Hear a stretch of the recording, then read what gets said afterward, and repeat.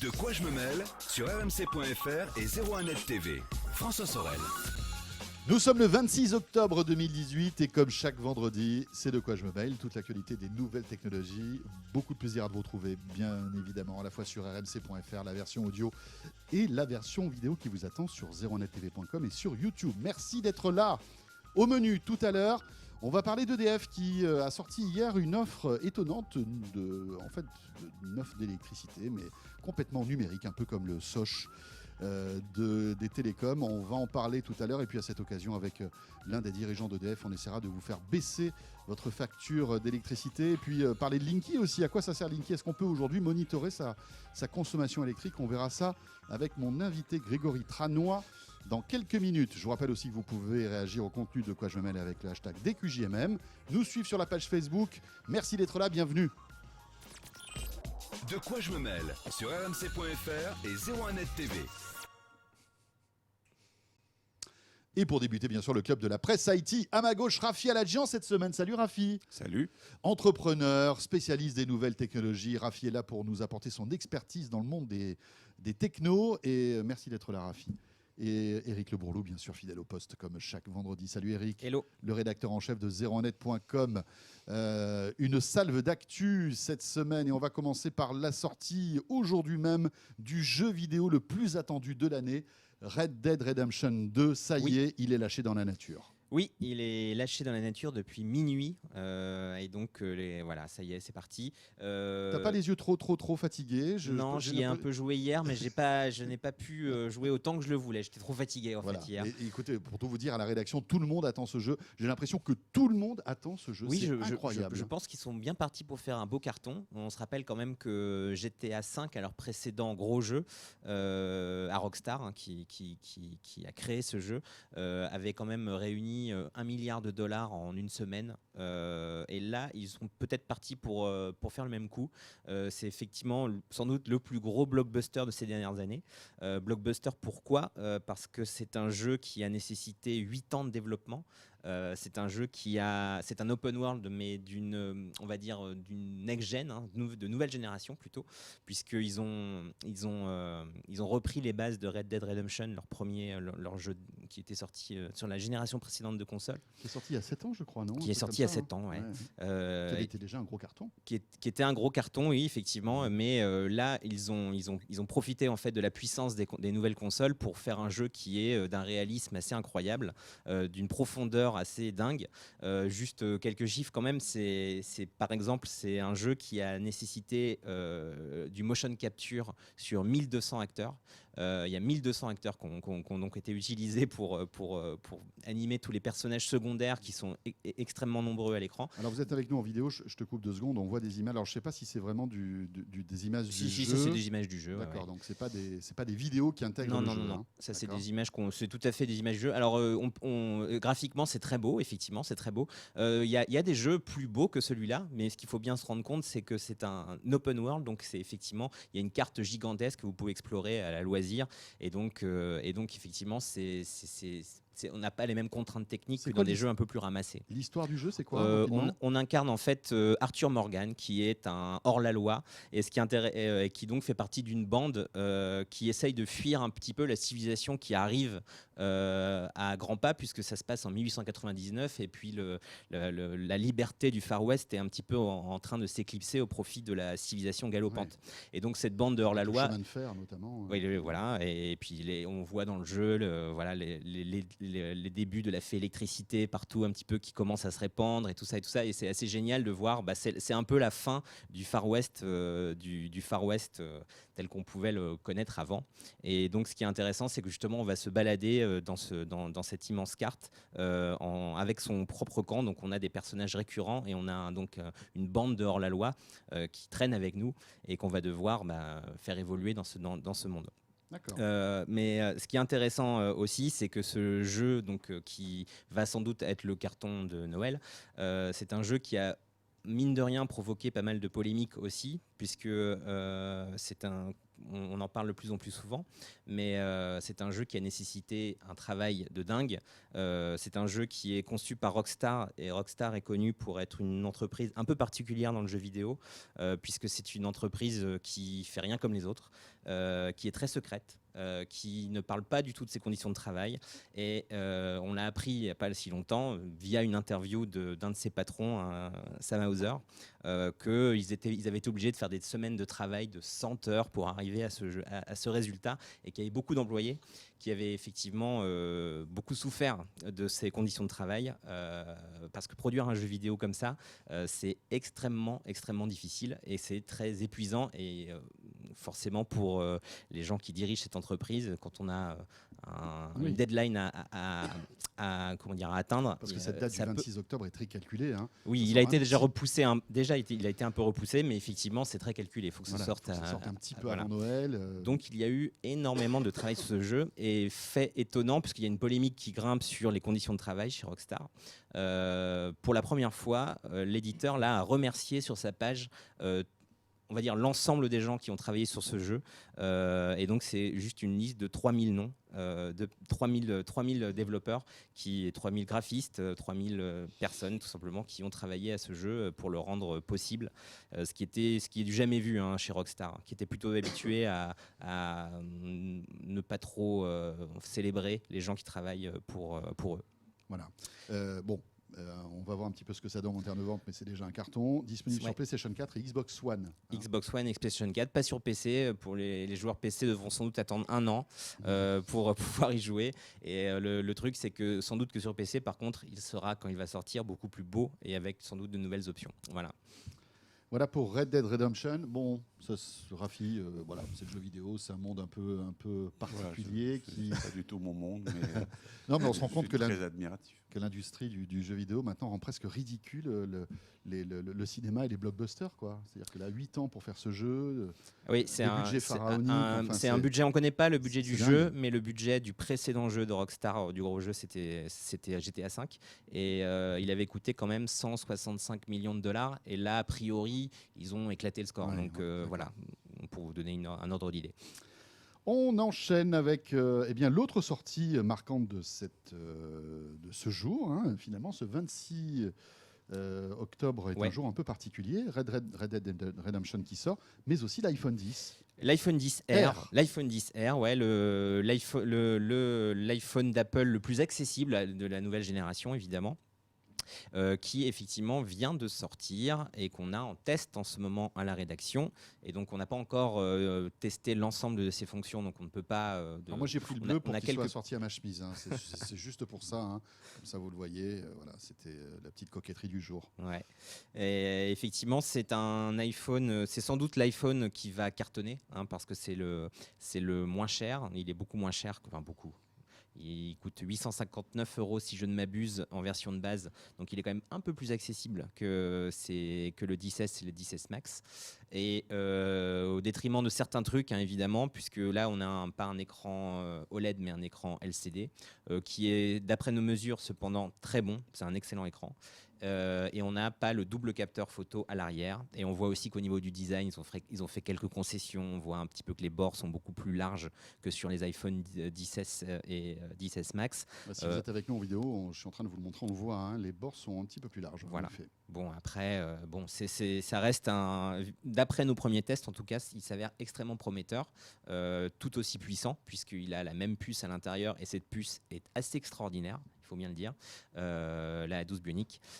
Donc voilà, maintenant on va le tester et on va voir ce qu'il vaut, notamment en photo, pour voir s'il y a une vraie différence entre le 10S et 10S Max et celui-ci, qui n'a qu'un simple capteur photo. Voilà, 859 €, 300 € moins cher que le 10S, qui lui est à 1159. Voilà. Rafi, un mot quand même là-dessus.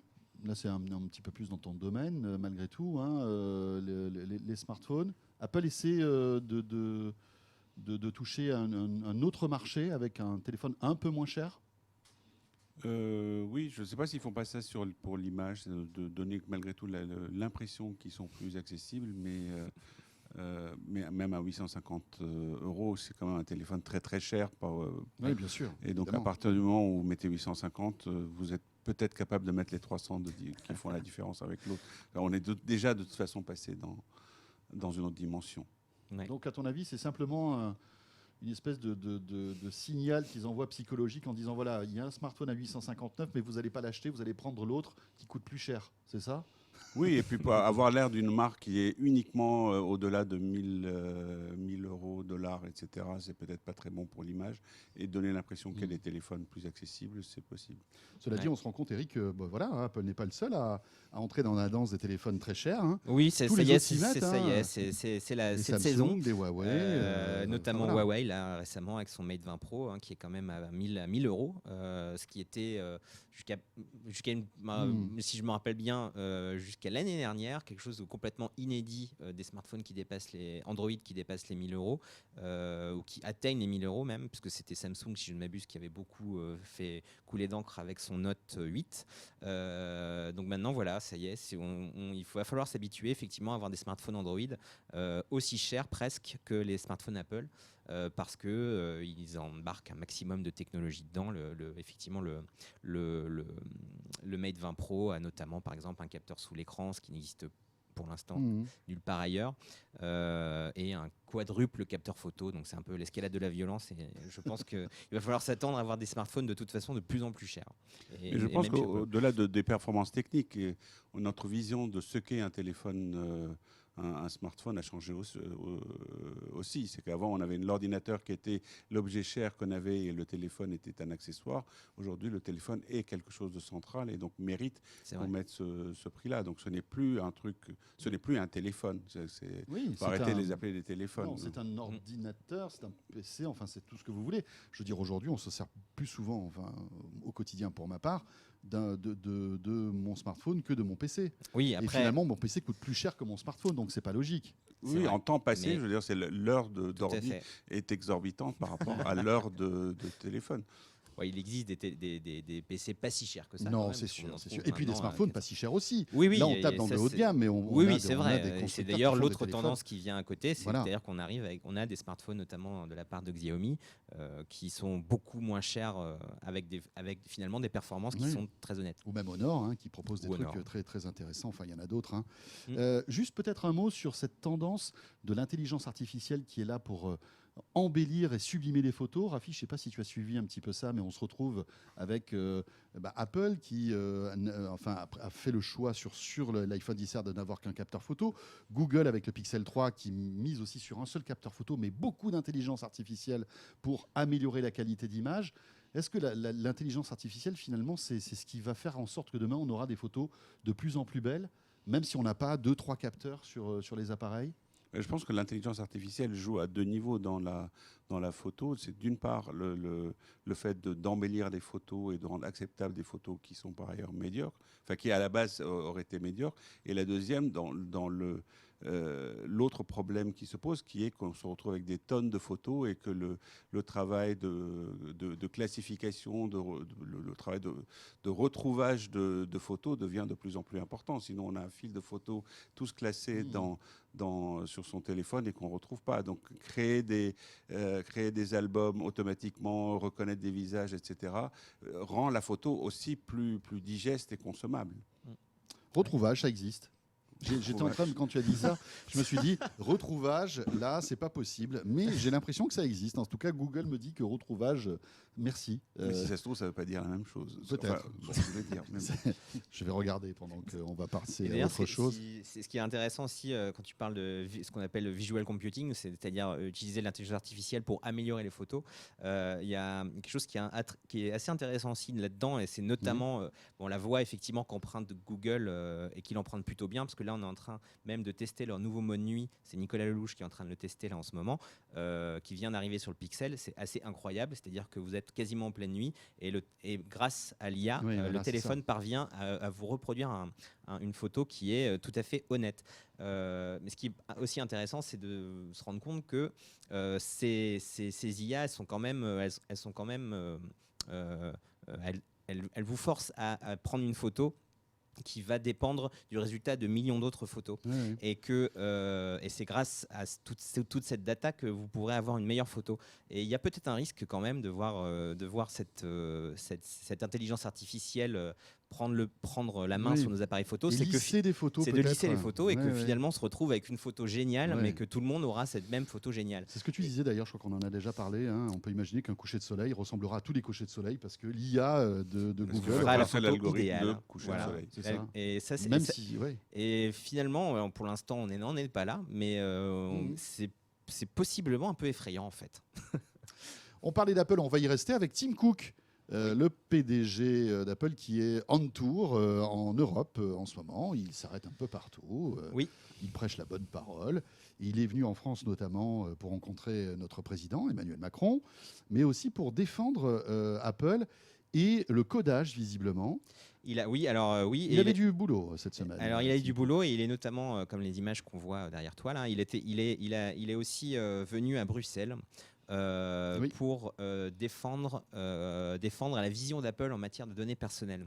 Et c'était assez intéressant, c'était une keynote de 25 minutes, c'était pas très long, mais c'était, je pense, à mon avis, c'est la première fois que je trouve Tim Cook aussi intéressant. C'est vrai que souvent, quand on voit les confs Apple, on s'ennuie un peu avec Tim Cook, il n'est pas passionnant. Et là, au moins, il a dit quelque chose d'assez puissant, évidemment en défendant son beefsteak, hein, il défend son entreprise, mais surtout, il a quand même dit des phrases clés et il s'est attaqué, sans les nommer, à ses grands concurrents, ou en tout cas ses copains de la Silicon Valley, que sont notamment Facebook et Google.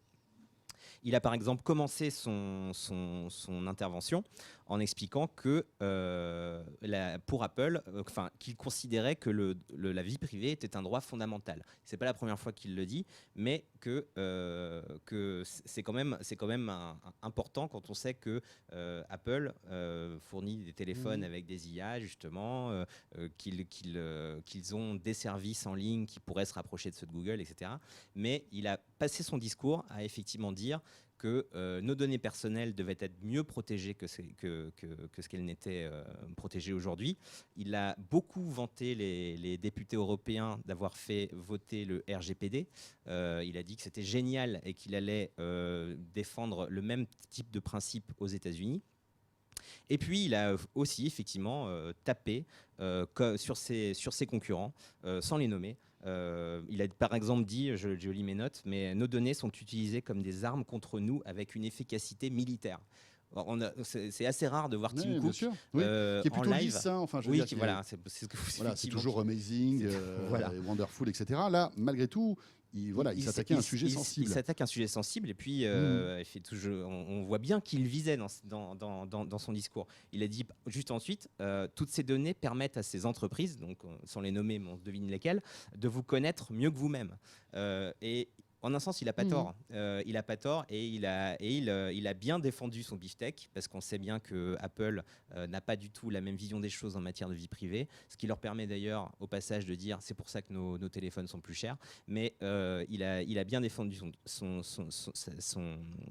entreprise en disant que Apple ne fait pas ça et Apple, vous verrez, à chaque fois qu'un de nos utilisateurs, on devra lui demander ses données personnelles, on sera derrière lui.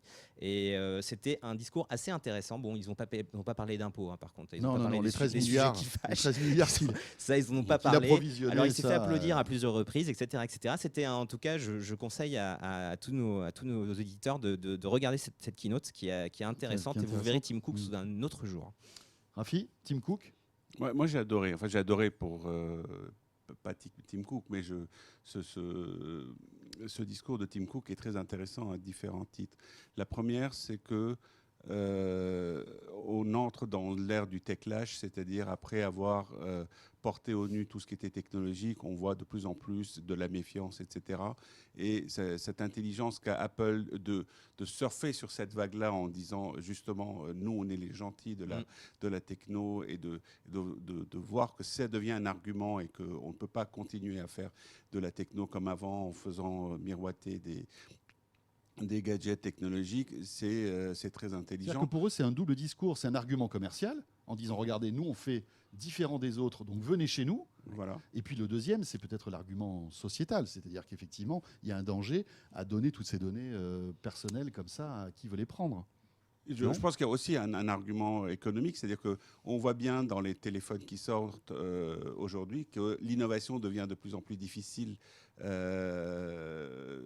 C'était qu'on est vraiment à la marge, on essaye d'améliorer des photos, enfin des fonctionnalités marginales qu'on essaie d'améliorer. Et là, il déplace le débat, c'est-à-dire que le constructeur de téléphone, il n'est pas là uniquement pour donner des fonctionnalités techniques, mais quand on achète un téléphone Apple, on achète un espèce de bouclier, on achète une armure ou quelque chose qui nous défend. D'autant que les concurrents, et principalement Google et Android, ne sont pas en mesure de le faire parce que les deux ne font pas le même métier. D'un côté, on a quelqu'un qui fabrique, qui gagne sa vie en vendant du matériel, et de l'autre, une régie publicitaire. Le métier de Google, c'est régie publicitaire. Donc, c'est quand même assez bas comme coût. Ouais. De dire, ils ont d'autant plus, ils peuvent d'autant plus facilement défendre la vie privée qu'ils n'en ont pas besoin. Enfin, ils n'ont jamais été très bons là-dedans. En fait, finalement, il y a presque de la malhonnêteté intellectuelle de la part de Tim Cook de sortir ces arguments-là, parce que voilà, il est en train de surfer sur quelque chose sur lequel Apple n'a jamais été bon. Les services d'Apple ont toujours été à la traîne. Et puis rappelons que sur un iPhone, on a beaucoup de services de Google, la plupart du temps. Le moteur de recherche qui est intégré. Enfin voilà, je veux dire. C'est vrai, mais Apple essaye. Ça fuit dans tous les sens. Essaye, dans certains cas, de rattraper son retard. C'est pas facile pour eux, effectivement. Et surtout qu'ils n'ont pas la puissance de feu de la data de Google derrière. Mais ouais, c'est une autre vision des choses. Et dernier truc, comme disait Eric, le fait de se construire une espèce de vertu sur le dos des données personnelles, ça permet d'oublier que par ailleurs, on ne paie pas nos impôts, on ne paye pas les impôts, etc. C'est cool quand même. Ouais. Ça c'est chouette. C'est vrai que il est quand même gonflé, j'allais dire, courageux, téméraire de monter sur scène comme ça. Oui. Alors qu'on a quelques griefs quand même. Après, c'est assez classique de la part de ces géants de la tech qui compartimentent bien. Il y a plusieurs sujets. Là, on va parler de ce sujet-là qui nous tient à cœur. Les impôts, ce sera pour un autre jour. Et en l'exagérant, c'est-à-dire les termes avec une efficacité militaire, etc. de vous connaître mieux que vous connaissez. Il a quand même franchement dramatisé le truc aussi pour exactement. Ça en fait d'autant plus un bouclier indispensable. Ouais. Bon, en tout cas, pour moi, c'était une des meilleures keynotes de Tim Cook. Franchement. Oui, ça applaudissait un peu moins et ça sifflait un peu moins. Mais il y a quand même eu des applaudissements. Il n'est pas arrivé en superstar comme il arrive dans une conf Apple. Non. Mais par contre, il y a eu des applaudissements à certains moments clés. C'est une star maintenant. Tim Cook, c'est une star. C'est quand même le patron de la boîte qui fait le plus de cash dans le monde. Donc c'est quand même pas n'importe quoi. À noter qu'une nouvelle keynote d'Apple est prévue mardi prochain à 15h depuis New York, où on devrait avoir pas mal de nouveautés du côté des iPads et des Mac, visiblement. À suivre sur zeronet.com et sur Zeronet TV. Pierre Fontaine y sera d'ailleurs. Voilà.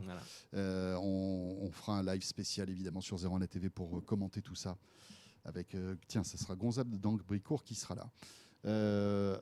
Ok, donc ça, Tim Cook. On va rester toujours dans les smartphones avec cette innovation de Motorola qui est étonnante, qu'il a une première marque qui commercialise des kits de réparation avec ses smartphones. Ouais, alors je trouve que c'est une excellente idée. Et c'est vrai que Motorola, c'est pas une marque dont on parle énormément en matière de smartphone. On peut pas dire que ce soit les gens qui nous excitent le plus quand ils sortent leurs produits. Alors que c'est quand même une marque mythique. C'est une marque mythique, voilà, tout à fait. C'est même l'inventeur du premier, même si aujourd'hui Motorola, c'est plus le Motorola d'avant, mais c'est l'inventeur du téléphone portable quand même. Donc, mais effectivement, aujourd'hui, Motorola a essayé une autre voie, notamment avec les modes, etc.